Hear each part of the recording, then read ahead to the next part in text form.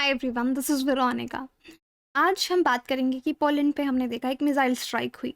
अब ये जो मिसाइल है, ये रशिया ने स्ट्राइक किया या यूक्रेन ने किया, क्या रियलिटी है, इसको एनालाइज करने की कोशिश करेंगे। आपकी कोई भी क्वेरी आप मुझसे कनेक्ट कर सकते हैं, because I feel together we can make a huge difference. And this is my Telegram channel, जहाँ पे आप मुझसे कनेक्ट कर सकते हैं किसी भी तरह की क्वेरी से, क्वेरी के लिए, because I feel together we can make a huge difference. अब पूरा ये टाइमलाइन समझने की कोशिश करना कि क्या हुआ। तो एक मिसाइल पोलैंड पे गिरती है, 2 पॉलिश सिटीजन्स जो हैं उनकी मृत्यु हो जाती है इस मिसाइल की वजह से। और ये मिसाइल कहाँ गिरती है? ईस्टर्न पोलैंड जो है वहाँ पे, यानी कंट्री के बॉर्डर से 15 miles from the countries border with Ukraine. Ukraine और पोलैंड का जहाँ पे बॉर्डर मिलता है वहाँ से 15 माइल्स दूर, और ऐसा वेस्टर्न मीडिया रिपोर्ट करता है।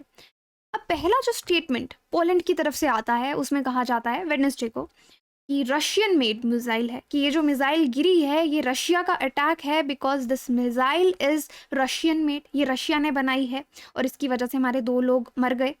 और यहाँ पे कहा जाता है कि ये वॉर की एस्केलेशन है, कि इतना बड़ा अटैक कि अभी तक जो कॉन्फ्लिक्ट था वो किन के बीच में था? रशिया और यूक्रेन के बीच में वॉर हो रही थी। तो अब रशिया ने अटैक पोलैंड पे कर दिया है, तो दिस इज एन एस्केलेशन, अब हमको कुछ करना होगा। तो ये पहला स्टेटमेंट पोलैंड की तरफ से आता है।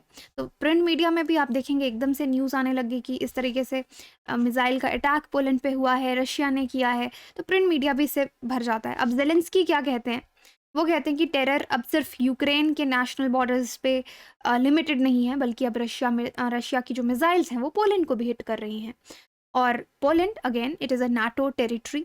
रशिया मिसाइल अटैक अब कलेक्टिव सिक्योरिटी पे हो रहा है, ये बहुत ही सिग्निफिकेंट एस्केलेशन है। अब हमको कोई ना कोई एक्शन लेने की ज़रूरत है। यहाँ पे वी का मतलब है कि नाटो कंट्रीज़ को कोई ना कोई एक्शन लेने की ज़रूरत है, ये जेलेंस्की बोलते हैं। अब यहाँ पे दूसरी तरफ आप देखेंगे इंडोनेशिया में G20 समिट आपका चल रहा है, ऋषि सुनक वहाँ पे हैं, जो बाइडन वहाँ पे हैं। ऋषि सुनक का बयान आता है कि हाँ, हमको पूरी हमदर्दी है पॉलिश लोगों के साथ में, और जो भी सॉलिडारिटी में एक्शन लेना होगा हम लेंगे, क्लोज कांटेक्ट में है। एक्शन एज एन एक्शन नहीं कहा उन्होंने, तो अपनी सॉलिडारिटी जताई पोलैंड के साथ में और विक्टिम्स के लिए कॉन्डोलेंसेस, और कहा कि क्लोज कांटेक्ट में है, जैसे भी होगा नाटो अलाइज के साथ हमारा कोऑर्डिनेशन बना हुआ है। अब ये प्रिंट मीडिया पूरी तरीके से भर गया। पुतिन ने जो वॉर है वो पोलैंड में शुरू कर दी है, रशिया का मिसाइल पोलैंड में स्ट्राइक होता है। तो print media is full of this kind of news, although this is the one side of the story कि रशिया ने किया।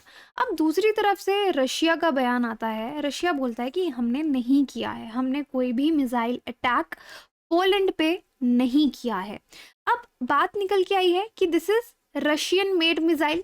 अब पीछे इस तरह की न्यूज़ भी थी कि यूक्रेन ने भी अपने एयर डिफेंस सिस्टम में, उनके पास भी रशियन मेड मिसाइल्स हैं और वो यूज़ कर रहे हैं, राइट? तो ये हो सकता है यूक्रेन की तरफ से मिसाइल गई हो। फिर सेकंड साइड ऑफ स्टोरी सामने निकल के आती है जैसे इन्वेस्टिगेशन थोड़ी और इंक्रीज होती है, बिकॉज अगर रशिया ने अटैक किया है तो ये बहुत बड़ा एस्केलेशन हो सकता था, क्योंकि फिर पोलैंड आपका नाटो कंट्री है, फिर सब एक नाटो कंट्री पे अगर आप हमला कर रहे हैं, उनका आर्टिकल 5 नाटो का यही बोलता है कि you are attacking on our collective security, तो सब नाटो देश अब मिलके अटैक करेंगे। तो ये एक खतरनाक बात हो सकती थी। लेकिन जब यहाँ पे इन्वेस्टिगेशंस आगे बढ़ी, जो जिस तरह से अपडेट हमको प्रिंट मीडिया पे मिला है, तो उन्होंने कहा कि ये मिसाइल रशिया की नहीं है, ये मिसाइल यूक्रेन की है। तो यूक्रेन अपने आप को डिफेंस करने के लिए जब उन्होंने एक मिसाइल यूक्रेन से छोड़ा तो वो गलती से जाके पोलैंड में गिरा है, और दिस इज टोटली अनइंटेंशनल। इसमें किसी की बुरी इंटेंशन नहीं थी कि वो ये करना चाहते हैं। तो मोस्ट प्रोबेबली ये मिसाइल यूक्रेन की है। फिर जाके ये मामला ठंडा हुआ, और इस चीज़ की पुष्टि अगर आप देखेंगे ट्विटर पे कहीं ऑफिशियल हैंडल्स ने पोलैंड की तरफ से, इनफैक्ट जो बाइडन ने भी अपने बयान में ये चीज़ कही, तो फाइनली इस चीज़ की पुष्टि की that this is not from Russia, और फिर ये मैटर जाके थोड़ा ठंडा हुआ। ऑल्दो इन्वेस्टिगेशन जो है इसमें प्रॉपर चल रही थी। तो बाइडन को जब ये खबर G20 में मिली है तो उसके बाद एक इमरजेंसी मीटिंग हुई, तो पहले तो उन्होंने यही कहा कि हम इन्वेस्टिगेशन करेंगे, but then the latest update से कि this is what has happened. तो अब अगर इन केस अगर ये मिसाइल अगर आप कहते हैं किसी भी एंगल से रशिया की होती, तो नेक्स्ट स्टेप क्या होता?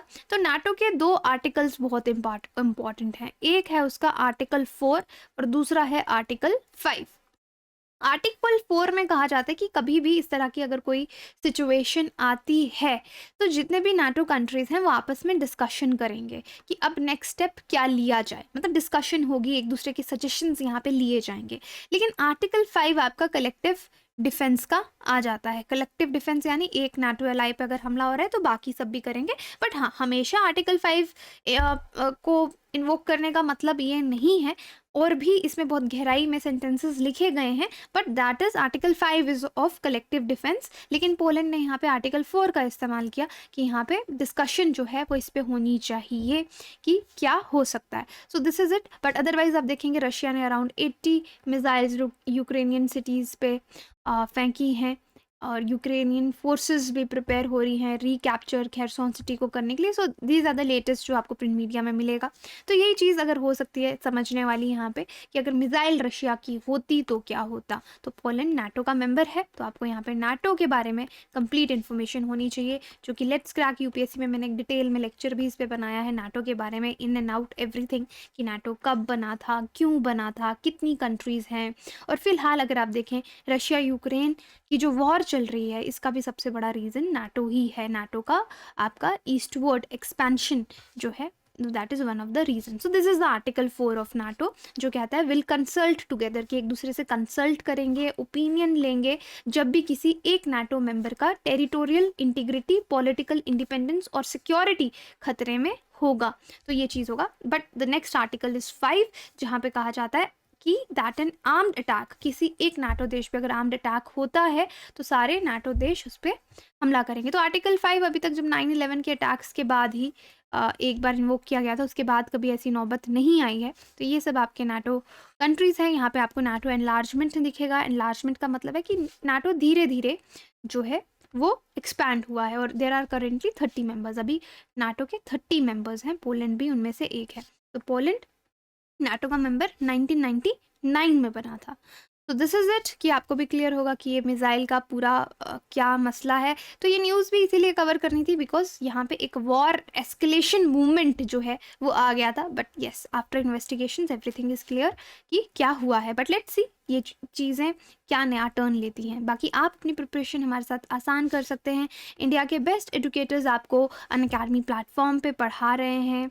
Now see there are some new offers आपके लिए। यूपीएससी सीएससी 2024 को जो स्टूडेंट्स प्रिपेयर कर रहे हैं उनके लिए आरंभ और एक्सपीडिशन बैचेस जो हैं वो लाए जा रहे हैं। कॉम्प्रिहेंसिव बैचेस हैं 2024 के लिए, 100% सिलेबस आपका कवर करवाया जाएगा। तो आप देख सकते हैं यहाँ पे ये बैचेस जो शुरू हो रहे हैं 24 नवंबर से शुरू हो रहा है।